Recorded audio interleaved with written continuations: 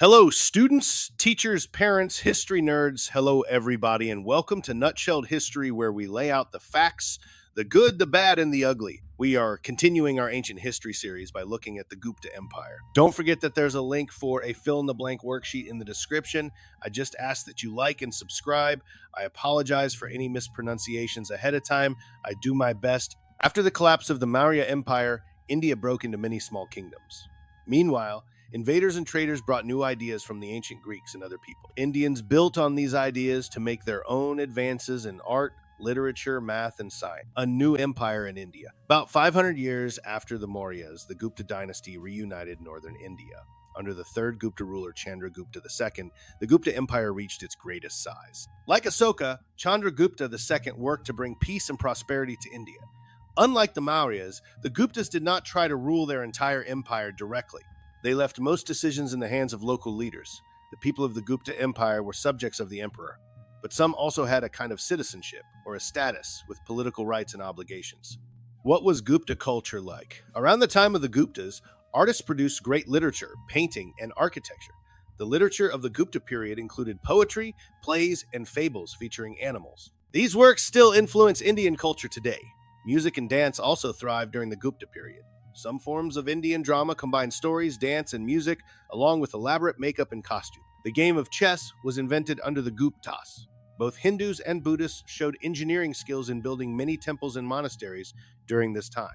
Mathematics and science. During the Gupta period, Indian scholars drew on the learning of Greece and Persia to make advances of their own in mathematics and science. Indian mathematicians developed the concept of zero as a number and as a numeral, or a symbol used to represent a number.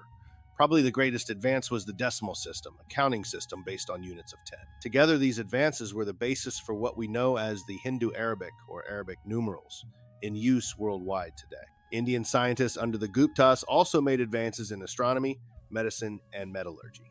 This is the science that deals with extracting metal from ore and using it to create useful objects. And the nutshell, after the Maurya Empire face-planted into history, India became a jigsaw puzzle of small kingdoms. While that was happening, invaders and traders strolled in with fresh ideas thanks to the ancient Greeks, and Indians took those ideas and made them way better.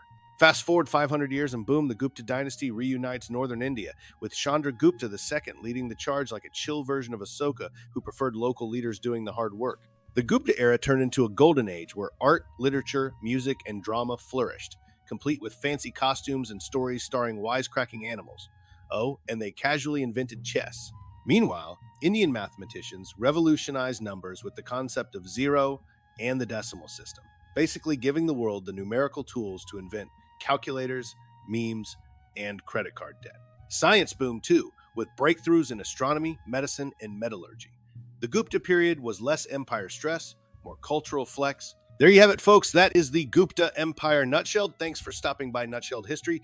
Don't forget to smash those like and subscribe buttons for me. Okay, I'll see y'all next time on Nutshelled History.